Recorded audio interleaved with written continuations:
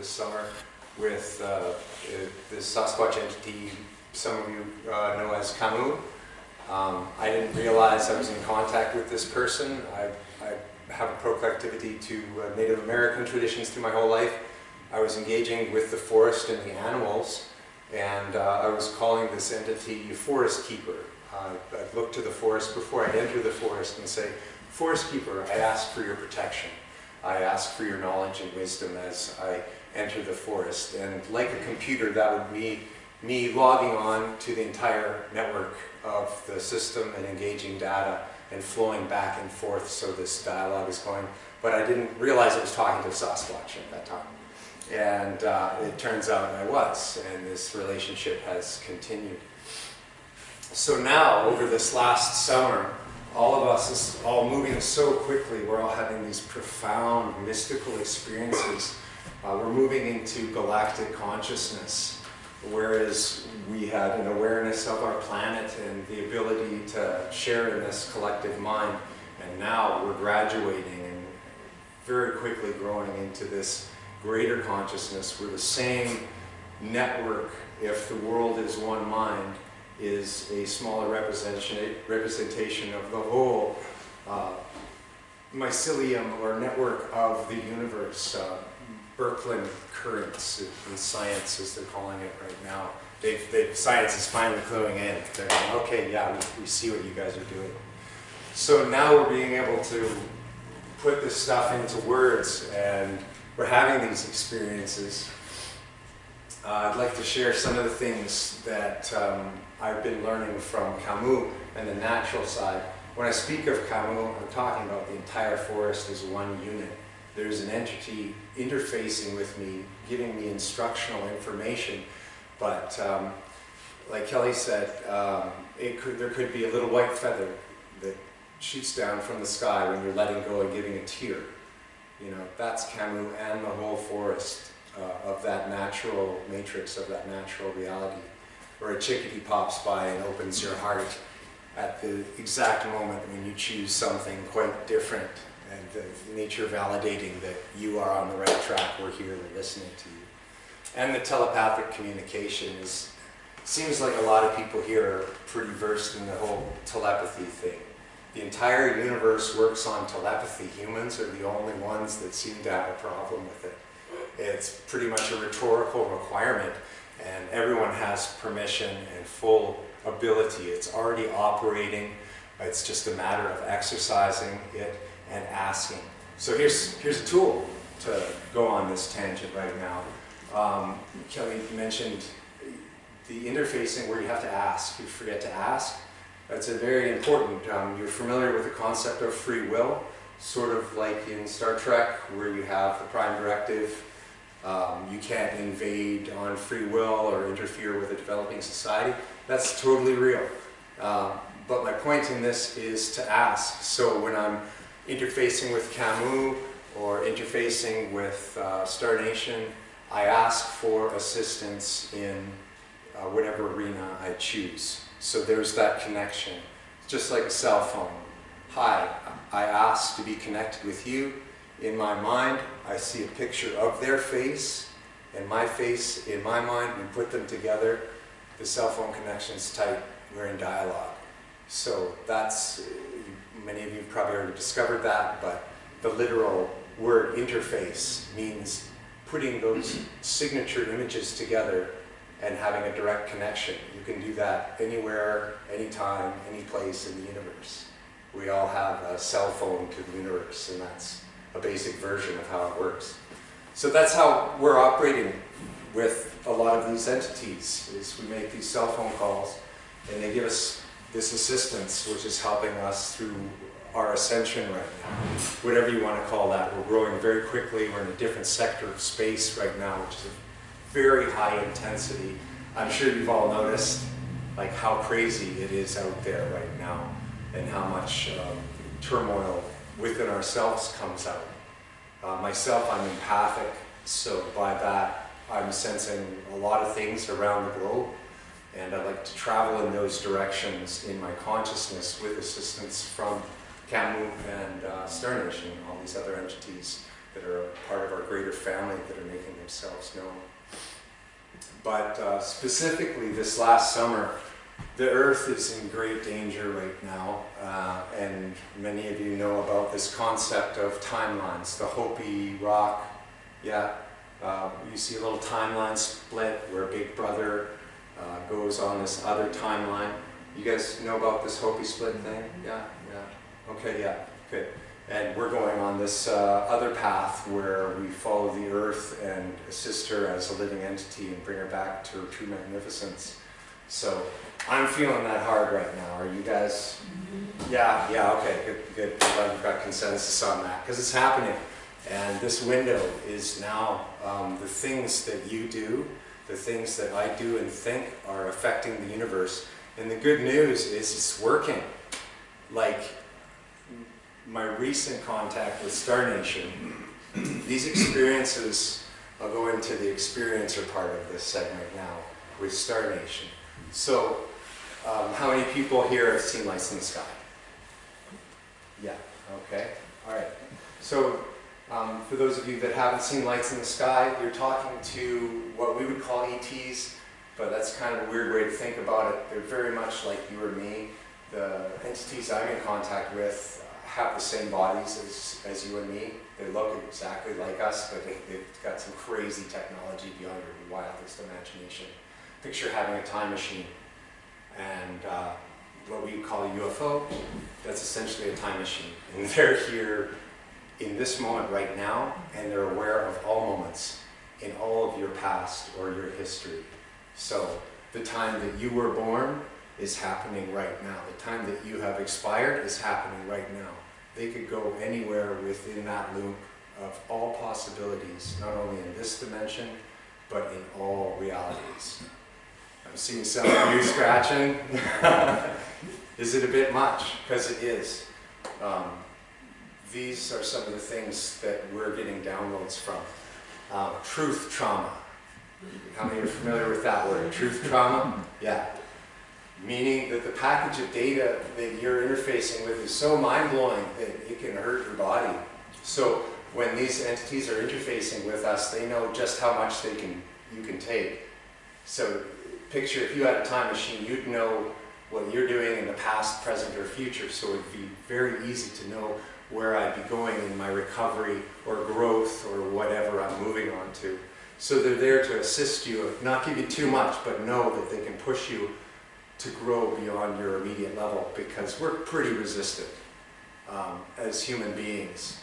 I know I can be at times very resistant to change, especially with all of us who've experienced so much trauma and pain. Life has got suffering is real. No one gets out of it. We've all suffered. So for them to see how much we've gone through and bring us into this new space of understanding and magnificence, it's very challenging and courageous to see you all out there doing what I'm doing as well to make this bridge happen. But again, I said it's working. Those are the messages coming back right now. It's a big challenging time, but it's working. Okay, back to being an experiencer. So I'll switch back to Star Nation experiences. In 2016, I had direct contact at close range. Picture 200 feet from here, 60-foot light ship coming down from the Pleiades star cluster in a spiral fashion down into my backyard, parking there, psychically interfacing. I was laughing my ass off, by the way. And then them flipping on the lights within the cab so I could see a being standing there, looking out at me directly in my face, and interfacing, teaching me about myself, the universe, and the Earth and the time we're in. It took me, that's just the short version, but it took me about 2 years and some extreme mental trauma to facilitate the download of that interface from asking them questions and them answering me back. So that's another example of like, oh hey, wouldn't it be nice to go have a UFO experience? It's very profound. They work on you, like with the healing you're talking about earlier. They'll do stuff in your sleep, in your dreams. I'm sure many of you who have this contact experience, that's one of the first ways they initiate. If you haven't had contact experience, you can initiate that with a question in your mind, I'd like to see you, and through your heart, and they'll come to you and assist you. They'll show up in your dream first, most likely. And then after that, they'll start giving you little signs, maybe a light in the sky or something. But it gets pretty profound. They have the ability to heal beyond their wildest dreams. We're very limited in our thinking of the medical industry is pretty archaic compared to what they can do. These guys have technology, it's medbed technology. You could sit down on a bed and not only heal, say you had cancer, heal that like that, but they could also age regress you back to when you were 32, if you wanted to do that. Just to give you a little glimmer of like, it's inconceivable the technology they have. And that technology is on our planet.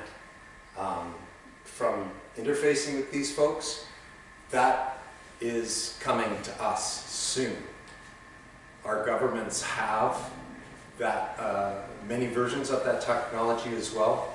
And my point in saying this is we are at a precipice of dramatic change.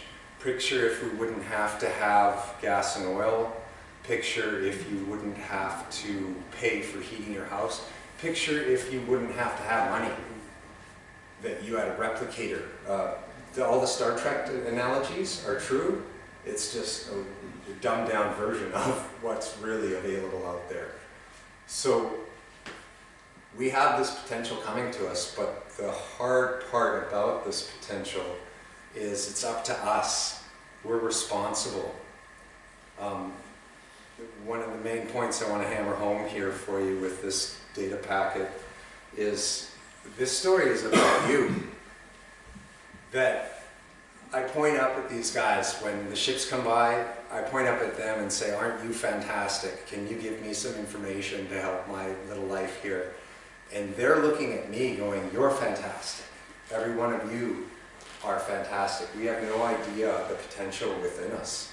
Like this UFO stuff, you have a time machine up there, you have that exact same potential within you. So back to this timeline split idea, the spiritual technology versus the hard technology. We're coming into a space where we have a crossroads and emergence of both of those technologies. But I highly recommend that the spiritual technology within you is totally accessible. And with these conversations and these intentions, it'll come about much more quickly. Are there any questions? I know that's a bit of a fire hose of information. Any questions yet? No? Okay, back to Camus. So there's these two worlds right now. There's this organic world where we talk to chickadees and Sasquatches and dragons and UFOs, and it resembles almost a childhood story. Many of the childhood stories describe this world. Giants and God knows what. There's anything in there. It just gets more and more ridiculous. And then this other world, this city world, where it's a little different, and there's a lot of agitation and frustration. We've got money and bills and a lot of challenges.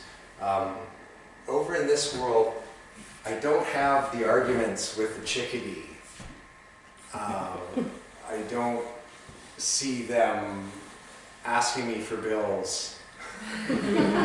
The cell phone calls they make to me are magnificent.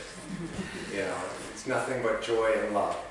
This other world with the other cell phone calls and business and stuff, it's quite frustrating, and it taxes me greatly and keeps me from this magnificence which we're all growing from Camus and Star Nation. They're all trying to help us get back to that. Have you guys studied the whole system of controls in this other world? Do you guys have a good understanding? Yeah? Deep? Yeah? Good? Good. Say, you look at the third row shows you all of what you're speaking to. Bingo. It's called hexen. Hex- That's a Yeah. So they eliminate everything in those cards. CERN. Didn't they do something in 2015? What happened in 2015? Did Did anyone? the collider thing. Okay, it was, because Yeah. I noticed, I In love having Switzerland? intuitive, empathic people around who can just figure things out like that. So in 2014, like you, I had in 2012, I had an awakening. It was the call to get moving and grow spiritually, or whatever you want to call that, to clear yourself and grow. And then in 2014, it looked like the wave was going to crest and break into this beautiful, magnificent time. I was tree planting at the time, and we were working and talking about these subjects, and there were 50 of us having an end of the work week party. 50 of us holding hands while nature was responding to our love with 7 rainbows stacked together. Wow. Like, if that's not a sign, like there's 50 of us, and we're all like, is this really happening? We're all holding hands. I thought, this is it. The world's going to change. All this bullshit will stop.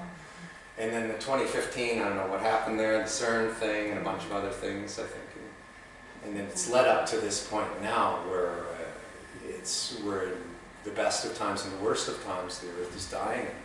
I don't know how many people get that. They get it in theory, but we've got to do something now.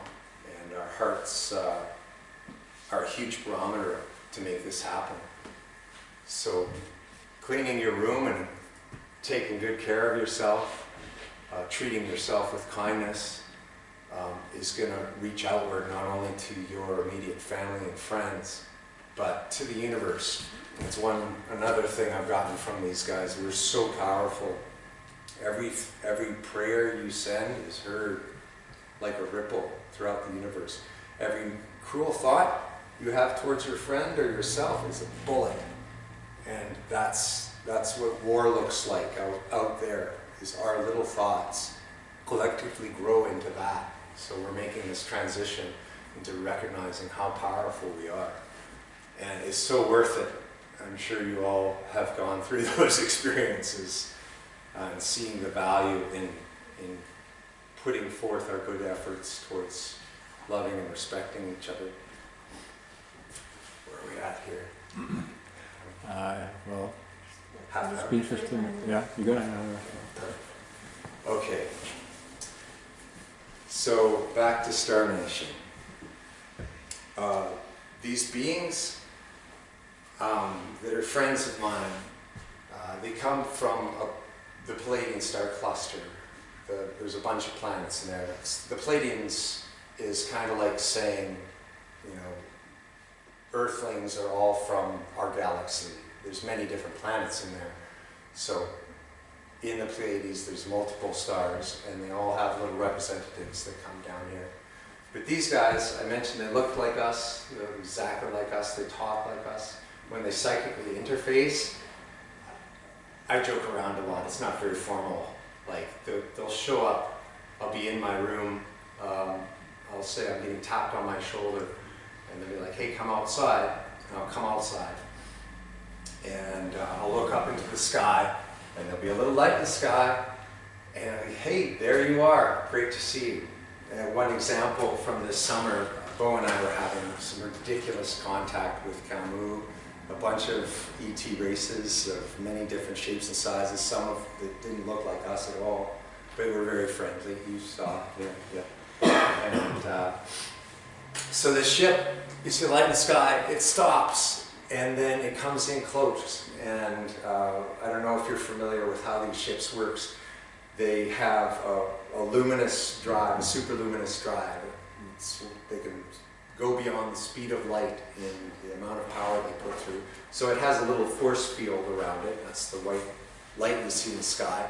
But when they power down, they flip that switch off, you can actually see the ship itself. And they're quite magnificent. There's a bunch of different styles. So on this particular night, they pulled over, and it was a triangle ship. And they had one light on each point. You got to have 3 points to make those drives work. A circular drive. They parked over top, and I was like, holy shit, you guys aren't joking around tonight. So you have this huge adrenaline rush, because when the ship gets close, you're in their energy field, and it disturbs your body. It actually quickens your DNA. So they don't really let anybody come close to that unless they know you're ready, because it does hurt people. I've seen a couple people get close to those devices when they're not ready, and they'll go insane. Their hands will start shaking, they'll start crying or screaming, just to give you an idea of, like, this isn't a joke. It's, you got to be this tall to ride this ride, you got to build up to it. But anyways, there's this huge triangle ship in the sky of this big luminous white drive, and it just stopped right over my head. And I was like, wow, you guys aren't messing around tonight. And then I said, what are we learning tonight? And they went directly to the psychic interface. I dropped to my knees, and they started shooting lights, like picture a laser coming at you. Just this download of information, this telepathic information coming to you. And you could imagine how confusing this could be, being a part of a sci-fi moment that you see in a movie. And this goes on for about 3 or 4 minutes. This light looking like a laser shooting me as I'm sitting on the ground. My hands were placed on the earth, so my physical body was acting as a conduit to the earth, into my body and into them. So there's this connection of heaven and earth. You get the idea, I was a conduit there. Yeah. And that stops, and then they just disappear, and they're gone. And I knew that that was it. So you can imagine, like, this is what an experiencer goes through.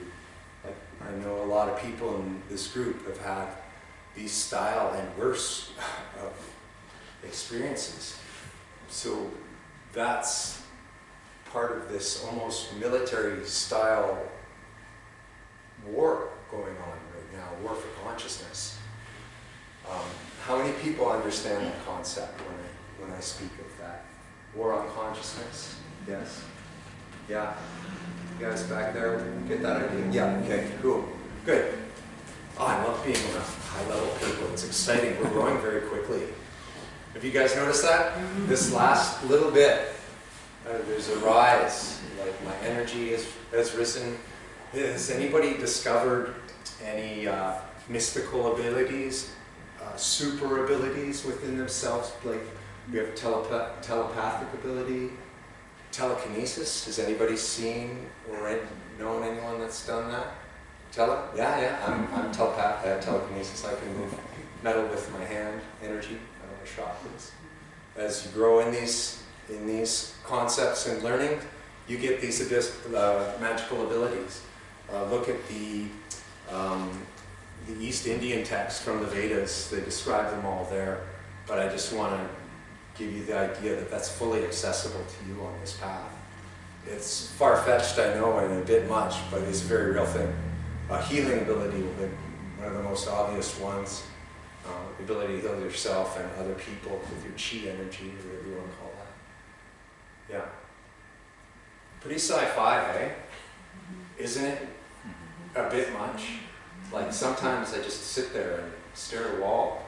I'm like, wow, what an honor. Hanging out with both has been one of the most validating experiences on this path. You get so isolated with these experiences, right? I've never done this before. This is the first time I've done this, so this is like therapy for me for a second. To be able to be like, wow, this has actually happened to me. Like, this isn't a joke. There's nothing wrong with me. In fact, people like me and others in here, we're warriors for the earth. We care very deeply about this planet and all of you. We're one thing, and we have a job to do here to save this planet. I've been screaming for years. I used to work with the whales in Hawaii back in 2003 and 2000. I was over there. I was telling the world, hey, we're killing the ocean. Like, it's dying. Like, this isn't a joke. We have to do this now. That was 20 years ago. Or the grizzly bears in the 90s. I was up in Alaska. I was picture hanging out with a grizzly bear, you know, on a daily basis, and then taking people out to see them, and being like, hey, you know, the salmon are dying. Like, the grizzly bears are dying. We have to do something now. It was over 25 years ago. So we got our work cut out for us. How's everybody doing with the concept of multidimensionality? Yes? Yes? Ooh, it's looking good over, yeah, that's looking good there. Oh, fantastic. Isn't it difficult? Like, did you have a really tough time slipping those boots on? Like, man, that took me at least 2 years to get the basic structure of, like, time isn't linear, like, we're multidimensional. The time isn't real thing, that was a tough one. Man, you know, good Lord. But, yeah, we talk about the UFOs and the light ships in the sky. You're the same technology organically. Like, we have a light ship. Our consciousness, they lied to us when they told you about dreaming. Dreaming's real. You actually go there. And there's many different levels and layers of that. It's not just a fun little burp in your mind at night. It's quite a very real. I visit people in my sleep, and we have conversations about it the next day in this world. So we all have this ability within us. The organic technology supersedes the digital technology. But I'm so glad we have the digital technology to be able to describe this right now, like concepts of multidimensionality. Have you guys got the toroidal dynamics? You got that data packet pretty good? That one's been super helpful for me. Like, as so above, so below, the template of that layered harmonics of frequency, being able to adjust the harmonics to facilitate wherever you want to go. That's the same thing that these guys in time machine light ships use to travel interdimensionally. And that same toroidal field is exactly what's going on in your heart and in every cell in your body and pretty much in everything you can see around you. So it's a key. I'm glad you guys get that. That's huge. It gives me a great sense for humanity's speeding up. Yeah. So, any questions? No?